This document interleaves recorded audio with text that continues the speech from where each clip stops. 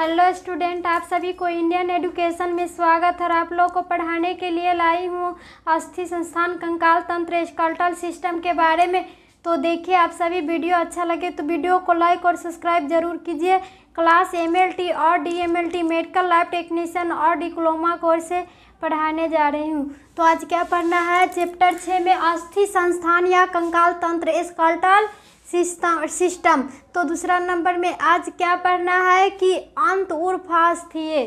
क्या है कि अंत उर्फ अस्थीय अस्थि भवन। तो इंट्राक्यूलेटिजेनियस या ऑसिफिकेशन के बारे में पढ़ना है कि ये क्या है। तो जब अस्थि ऊतक क्या होगा कि जब अस्थि ऊतक का चाप उपस्थित से, जो अस्थि ऊतक है वह किसे, तो कचाप उपास्थि या कार्टिलेज, जो कार्टिलेज के विकसित होता है, ये अस्थि ऊतक कचाप उपास्थि से क्या होता है, तो विकसित के रूप में होता है। तो इस प्रक्रिया को ही अंतरा उपास्थि या अस्थि भवन कहा जाता है। इसी प्रक्रिया को क्या कहेंगे, तो अंत उपास्थीय या अस्थि भवन कहेंगे। तो इस प्रक्रिया में अस्थिया उपास्थियों, इस प्रक्रिया में क्या होती है कि अस्थिया और उपास्थियों का स्थान ले लेती है। अस्थि क्या करती है, तो अस्थियों का स्थान ले लेती है। तो विकासशील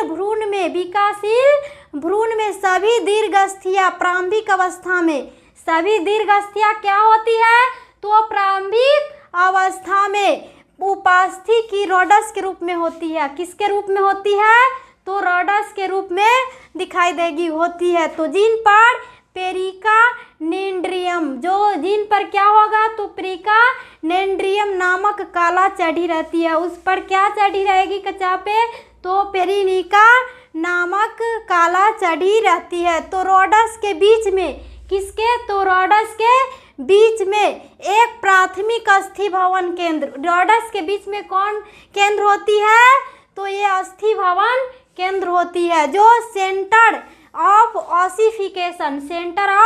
ऑसिफिकेशन उदित होता है।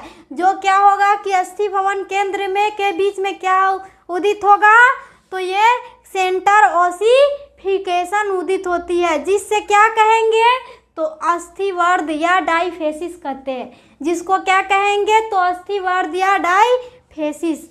जो अंत में किसी दीर्घ अस्थि का, जो अंत में किसका, तो दीर्घ अस्थि लंबी अस्थि की कांड सेप्ट होता है, और दीर्घ अस्थि का कांड क्या हो जाती है अंत में, तो सेप्ट होती है। और मैट्रिक्स में कैल्शियम से जमा हो जाता है, और मैट्रिक्स में क्या जमा हो जाएगा, तो कैल्शियम की मात्रा जमा हो जाता है, तथा अस्थि कोशिकाएं विकसित हो जाती है। और जो अस्थि कोशिकाएं हैं वह क्या हो जाएगी, तो विकसित हो जाती है। और पेरिकाइंड्रियम से पेरिकाइंड्रियम से कौन अस्थि, तो पेरिस्टियम निर्मित हो जाती है, और पेरिकाइंड्रियम से पेरिस्टियम निर्मित हो जाती है। तो इसके आंतरिक गहन परत में अस्थिजनक कोशिकाएं क्या होगा कि अस्थिजनक कोशिकाएं ऑस्टोगोनिक सेल पाई जाएगी। किसमें, तो आंतरिक गहन परत की अस्थिजनक कोशिकाओं में ऑस्टोगोनिक सेल पाई जाती है, जो कि विभाजन के दौरान, जो कि किसको, तो विभाजन के दौरान, विभाजन होने पर, तो ऑस्टियोब्लास्टस में क्या होगा कि विभाजन होने पर तो ऑस्टियोब्लास्ट में परिवर्तित हो जाती है। विभाजन होने पर क्या हो जाएगा, तो ऑस्टियोब्लास्ट में परिवर्तित हो जाती है कौन, तो अस्थियां। तथा इनके बहुगुणन से अस्थि मोटाई, इनकी बहुगुणन से क्या होगा कि अस्थियों की मोटाई तथा लंबाई दोनों में बढ़ जाती है। अस्थि की मोटाई और लंबाई में बहुगुणन के द्वारा क्या हो जाएगी, तो बढ़ जाती है। और अंतरा उपास्थीया या अस्थि भवन द्वारा दीर्घ अस्थिया का विकास होगा। और किसके द्वारा विकास होगा, तो अंतरा उपास्थीया के द्वारा, अंतरा उपास्थीया या अस्थि भवन द्वारा दीर्घ अस्थियों का, जो लंबी अस्थियां होती है, दीर्घ अस्थियों का क्या होगा, तो विकास होगा, बढ़ोतरी होने लगेगा। तो विकासशील दीर्घ अस्थियां, विकासशील दीर्घ अस्थियां, एक कांड या अस्थिवर्ध, एक कांड या अस्थिवर्ध। जो डाइफेसिस, जो क्या है कि डाइफेसिस तथा दो पृथक क्या है तो अंग्रांतो यानी अधिवर्धो, अंग्रांतो या क्या है कि यानी अधिवर्ध या इपीफिशियस से मिलकर बनती है। किससे मिलकर बनेगा पृथक होकर डाइफिसिस, तो इपीफिशियस से मिलकर बनती है। जो बाद में तीनों आपस में क्या हो जाएगी तो जुड़ जाएंगे, और बाद में तीनों क्या हो जाएगा तो आपस में जुड़ जाते हैं। तो बाद में विकास की प्रक्रिया में, बाद में विकास जब होगा तो उस प्रक्रिया में क्या होगा तो प्रक्रिया में प्रत्येक अधिवर्ध में अस्थि भवन का एक, किसका तो अस्थि भवन का एक द्वितीयक केंद्र उदित होगा, और द्वितीयक केंद्र क्या हो जाएगा अस्थि भवन के बाद तो द्वितीयक केंद्र का उदित हो जाएगा, उदय हो जाएगा, और वहाँ अस्थि भवन होना आरंभ हो जाएगा। वहाँ पर किसका आरंभ होना हो जाएगा तो अस्थि भवन का होना आरंभ हो जाता है। तो जो कांड की ओर को तथा प्रत्येक अधिवर्ध के सिरे की ओर, जो प्रत्येक सिरे की अधिवर्ध जो होती है तो अधिवर्ध की ओर को भी बढ़ता जाता है, और अधिवर्ध की ओर क्या होगा सिरों की ओर बढ़ता जाएगा, और दोनों ओर के अधिवर्ध, दोनों ओर के जो अधिवर्ध होगा तो वो क्या करेगा तो कचाव उपास्थि हाइलिन कार्टिलेज, जो कचाव उपास्थि क्या करेगा तो हाइलिन कार्टिलेज से ढके होंगे, और दोनों ओर के अधिवर्ध को कचाव हाइलिन कार्टिलेज से क्या होगा कि दोनों ओर ढके दिखेगा। और जो बाद में संधायक उपास्थि तो कार्टिलेज बना जाते हैं, और क्या हो जाएगा तो संधायक उपास्थि में ये कार्टिकुलर कार्टिलेज में बन जाते हैं। कांड डाइफेसिस, कांड क्या है तो ये डाइफेसिस तथा दोनों ओर के अधिवर्ध, दोनों ओर के क्या है ये दोनों ओर के क्या होती है तो अधिवर्ध होती है। तो अधिवर्ध इपीफिशियस, जो इपीफिशियस अधिवर्ध उपास्थि, जो इपीफिशियस क्या है कि अधिवर्ध उपास्थि, जो दोनों ओर की क्या रहती है तो उपास्थि अधिवर्ध लगी रहती है, कचाव की हाइलिन खोल द्वारा दोनों ओर की ढकी रहती है। तो इपीफिशियल कार्टिलेज के द्वारा जुड़े रहते हैं। ये किसके द्वारा जुड़े रहते हैं लंबी अस्थियां, तो इपीफिशियल कार्टिलेज की चपटी अस्थिया के द्वारा ये जुड़े रहते हैं। तो यही उपास्थि की परत धीरे धीरे अस्थि में बदल जाती है, या और यही उपास्थि धीरे धीरे में क्या होती है तो ये उपास्थि में बदल जाती है, और अस्थिवर्ध तक या कंड या दोनों और अधिवश को मिलकर एक पूर्णतः विकसित अस्थि में परिवर्तित हो जाती है, और विकसित के रूप में क्या हो जाती है तो ये अधिवर्ध के रूप में परिवर्तित हो जाती है। कौन तो लंबी अस्थियां। तो ये बाल्यावस्था तक पहुँचते पहुँचते क्या होती है तो अधिवर्ध उपास्थि पूर्ण लुप्त हो जाती है, और बाल्यावस्था तक पहुँचते ही ये अधिवर्ध क्या होती है तो ये अधिवर्ध पूर्णतः लुप्त हो जाती है, और अस्थिवर्ध कांड के दोनों अधिवर्ध मिलकर एक पूर्ण विकसित अस्थि में परिवर्तित हो जाती है। क्या अस्थि में मतलब हड्डी में परिवर्तित हो जाती है पूरे कंकाल में। तो यही है रेड ऑफ कार्टिलेज, जो विकसित के रूप में होगा तो रेड कार्टिलेज, फिर क्या होगा तो प्राइमरी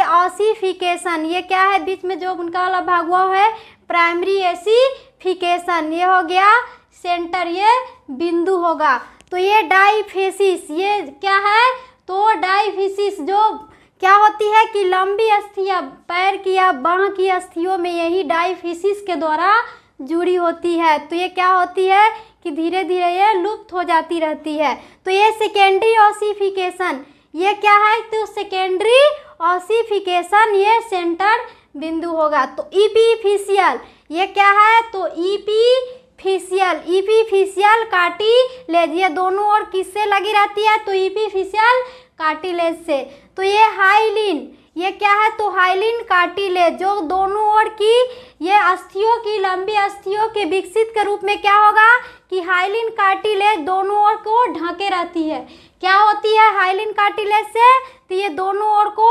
ढकी रहती है, किससे? तो हाइलिन कार्टिलेज से। तो ये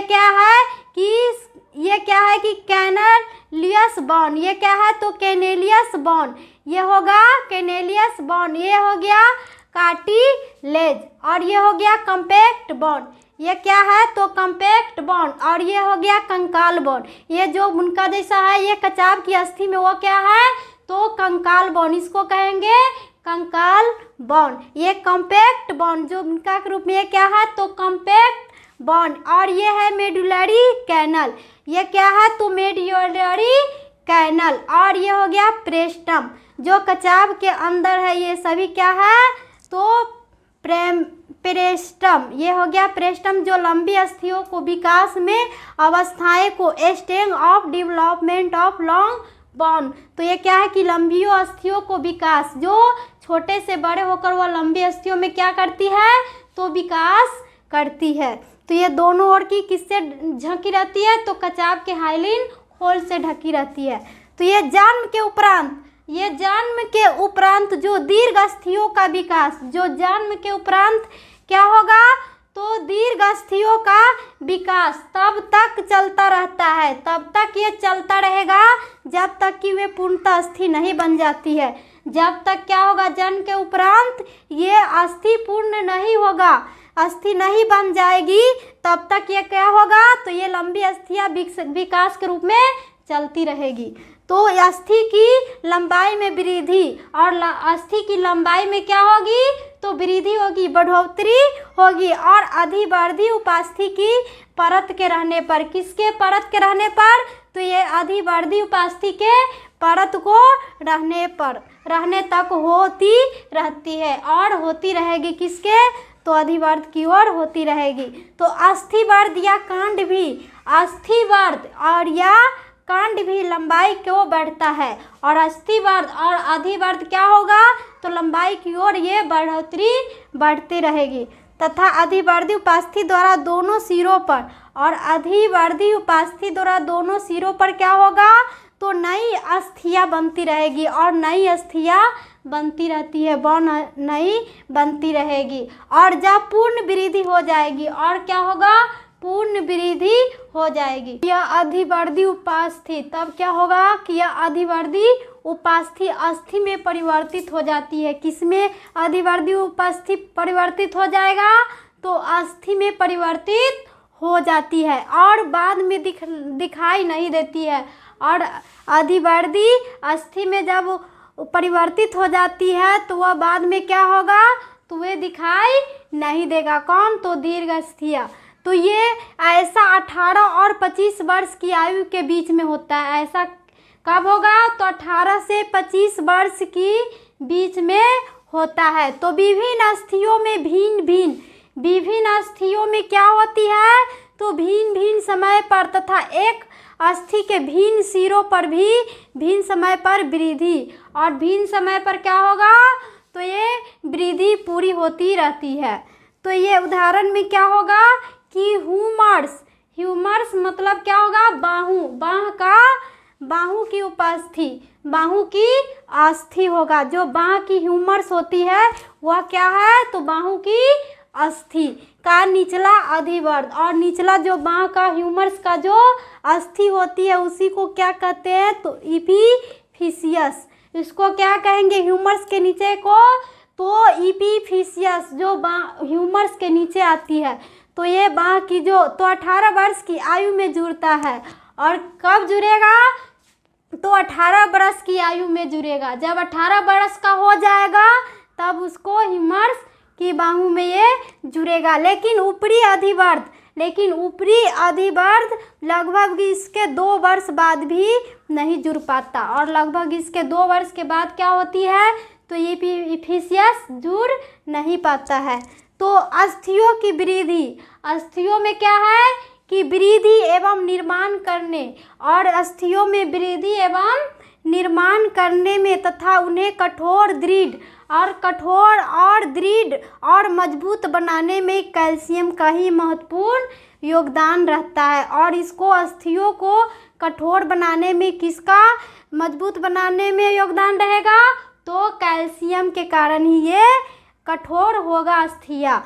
तो ये साथ ही अस्थि की वृद्धि समस्त शरीर के साथ क्या होगा कि समस्त शरीर के वृद्धि में स्वास्थ्य एवं वृद्धि पर निर्भर करेगा। और किस पे निर्भर करेगा? तो स्वास्थ्य और शरीर पर ही निर्भर करती है, क्योंकि इसका विकास अंगों के अनुपात में, इसका विकास किसके अंग में होगा? तो विकास के अंगों में, बढ़ोतरी के अंगों में अनुपात में ही होगा। तो अस्थि की वृद्धि पिट्यूटरी, अस्थि की वृद्धि पिट्यूटरी एवं थायराइड ग्रंथि के हार्मोन से प्रभावित होता है। और अस्थि की वृद्धि किससे परिवर्तित होगा? तो पिट्यूटरी एवं थायराइड ग्लैंड के हार्मोन से होगा प्रभावित।